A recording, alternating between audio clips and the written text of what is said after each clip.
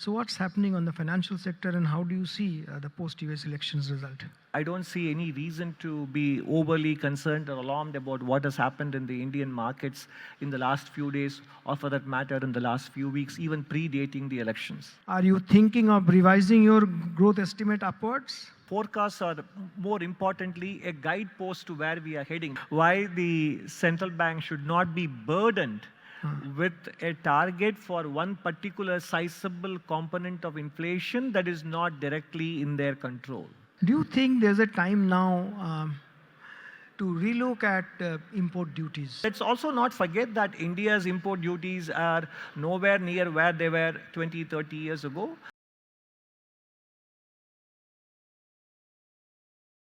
Thanks, Anand. We are third time lucky, not you. I said we are third time lucky, not you.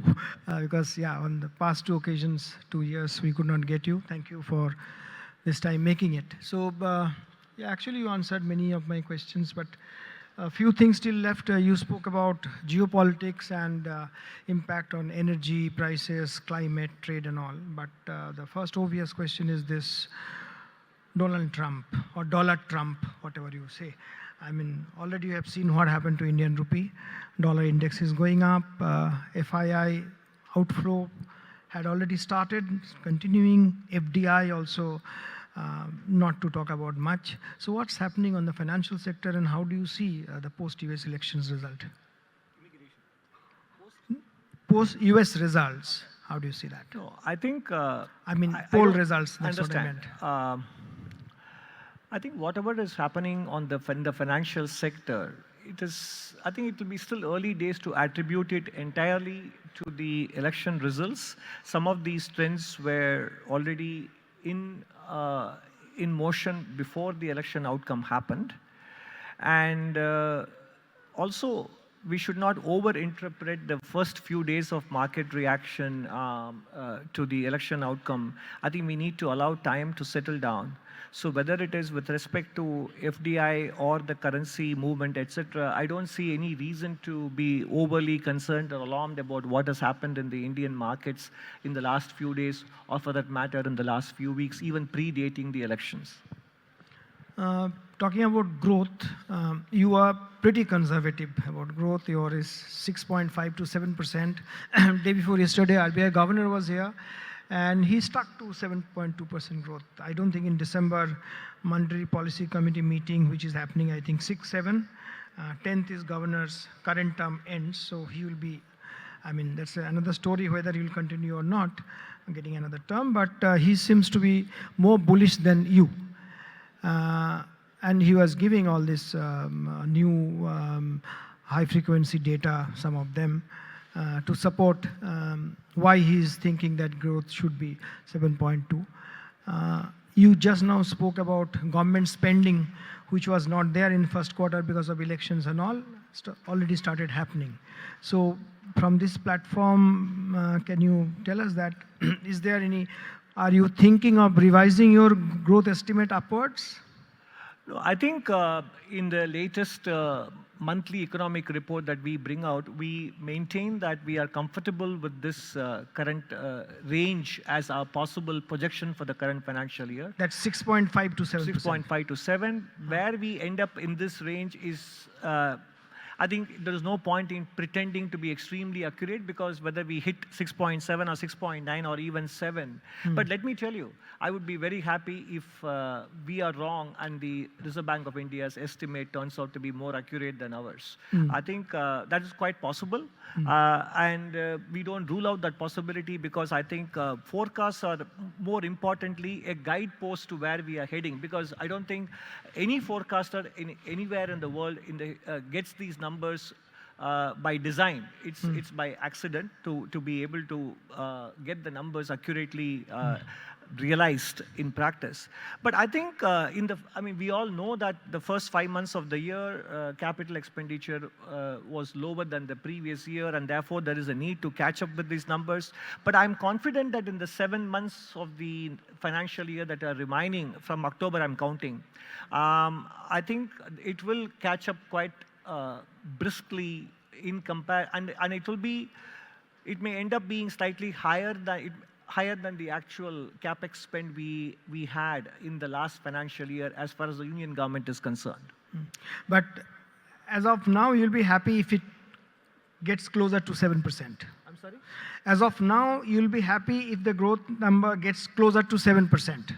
That's what you're Of saying. course, who will not be happy if it is get closer to 7 or 7.2 or even higher? So, Okay. I mean, the more the merrier. Okay. Yeah. That one related question is this, and you seem to have a very strong opinion about on inflation, on inflation, and what I mean that you smile that keeping food inflation out of when RBI considers, I mean the MPC meets and all. So, but I don't think there are too many takers of your theory. Even Raghuram Rajan also, I mean, many, including Dr. Rajan, said no, in Indian context, you can't do that. Food is about 47% of the inflation in terms of the inflation basket and all. So you can't afford to. But your idea, or you had said that it's a time to take a look at it to keep food out of it. And when RBI takes a call on the interest rate and all. So can you tell us, after hearing all others, you sort of change your mind, or? No, I think I had in an article I wrote for one of your competitor dailies, Mint, sometime in September. I had spelt out the logic of why I felt tell us more, that everybody has not read it, so tell us more. Why the central bank should not be burdened with a target for one particular sizable component of inflation that is not directly in their control. And I had also given other reasons as to why that will militate against other objectives. It is not my point to say that we should be unconcerned about food inflation, but there are other instruments to deal with it, subject to the fact that we also are interested in enhancing farmers' terms of trade and their incomes, etc. But be that as it may, it was good to surface that discussion, and as you correctly said, there were not too many takers for that hypothesis, and it just as well, because sometimes having set ourselves on a particular path, even if we agree that there are reasonable grounds to take an opposite point of view, sometimes reversing a framework that has been set in place may have its own costs as well. But maybe we have to wait and see how the evolution happens. Maybe at some point, when the share of food expenditure in the overall expenditure comes down, it has already come down to below 40% in the latest household consumption expenditure survey. Then when the food expenditure becomes somewhat an insignificant portion of our monthly household budgets, then it becomes probably that much easier to talk about changes. But right now, I think I don't have anything more to add or stick to what I wrote, because it was good to surface an hypothesis for discussion, and it was widely debated, and I think we have considered all points of view, and we should let the matter rest there. So your purpose is served. You wanted a debate on that, right? Yeah. Now tell us, all of us are talking about in financial sector that the financialization. Now the savers are turned, investors. Banking sector is seeing deposit growth is a challenge. Finance minister, every meeting with bankers talking about to focus on deposit liabilities, which never happened before. Reserve Bank of India is hinting at it and all. So sitting in your chair, I mean, how do you see the so-called financialization or the savers turns investors in Indian context? I think it is obviously a welcome development. If savers turn investors, that's a good development. What we don't want is savers turn only speculators.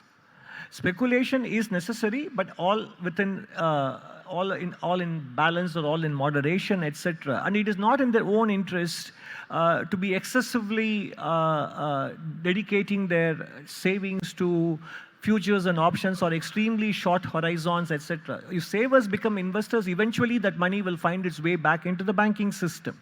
So that is not a problem. Financialization is a term that became extremely prominent even in global finance, when most of the economic activity is dictated to by what happens in the financial sector. And that was a challenge even for developed countries, as the 2007-8 financial crisis demonstrated.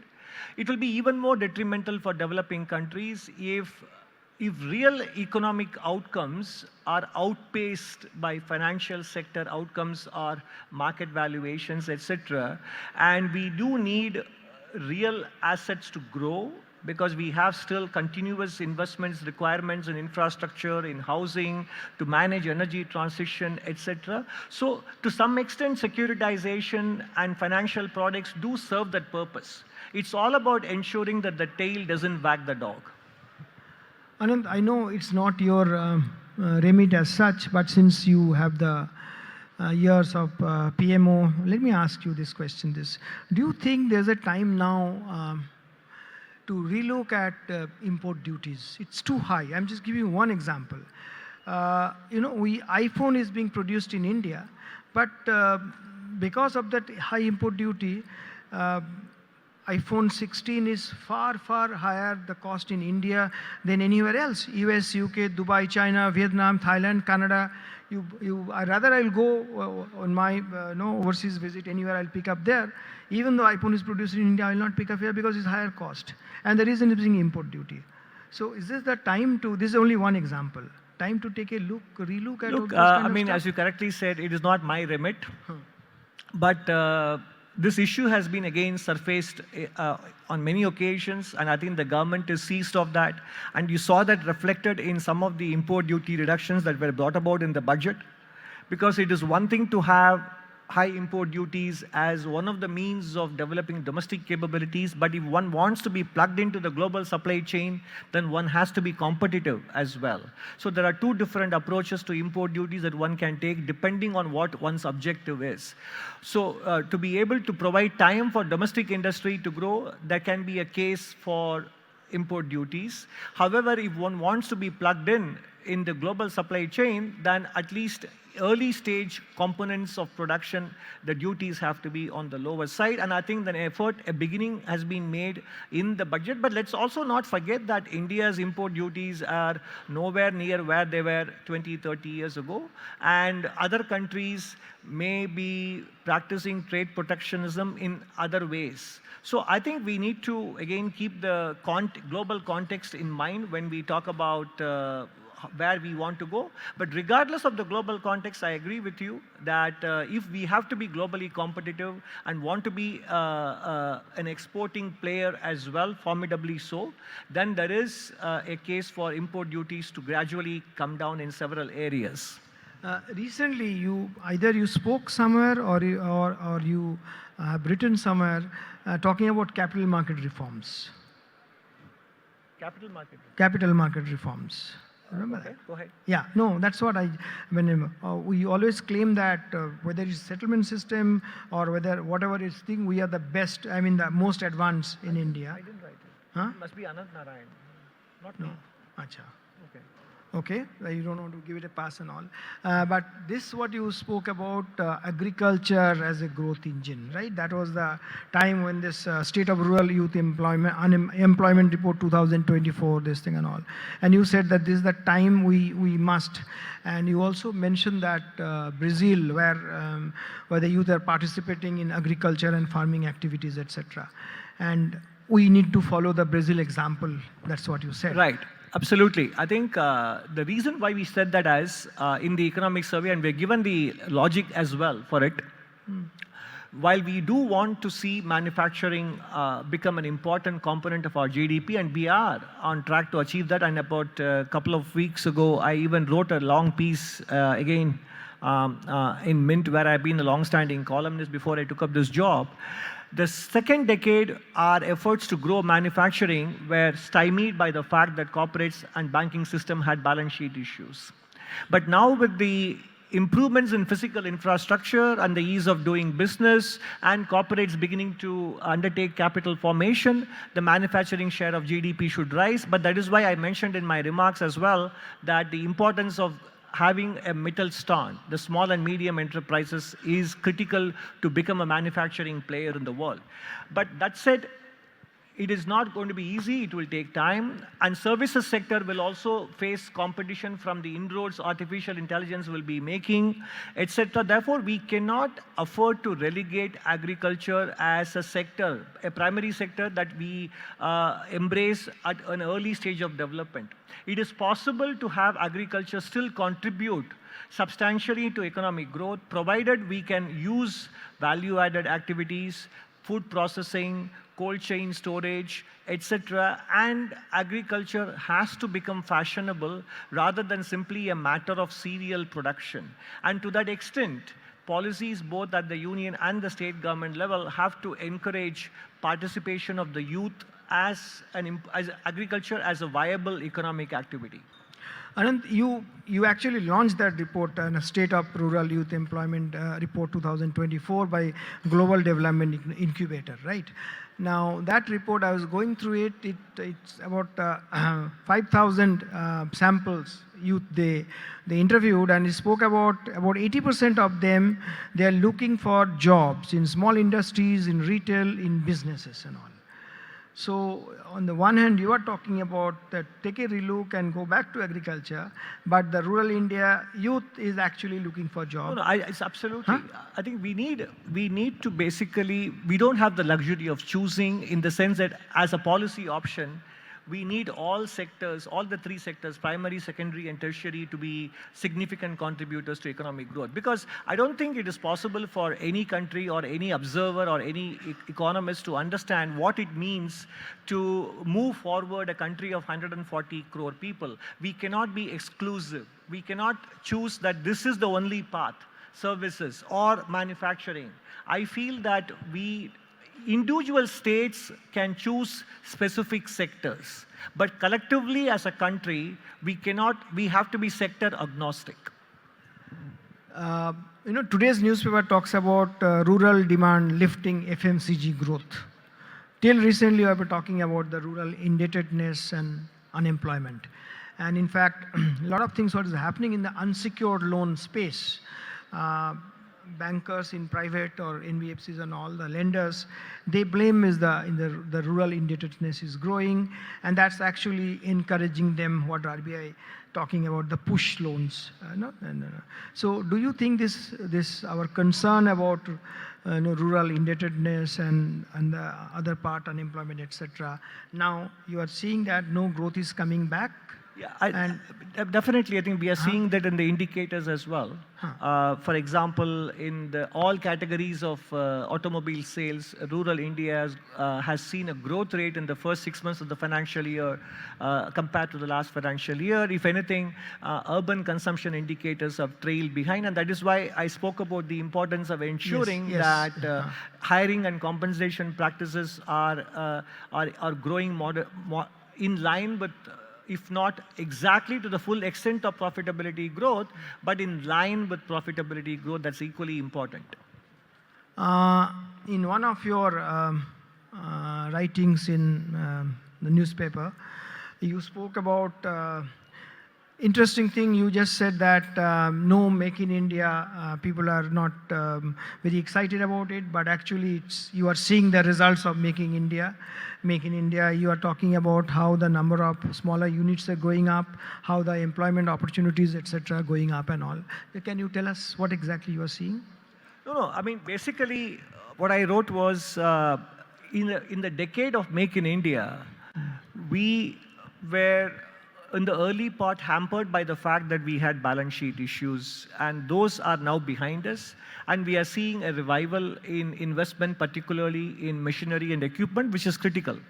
At the same time, if you look at the annual survey of industries also, for which we now we have data for 22-23, the growth in number of factories or the growth in number of people employed in factories which have more than 100 workers, which by Indian standards, they are small to medium size other than micro. Those factories and employment in those factories has grown at a faster rate than in those factories which are below 100 workers.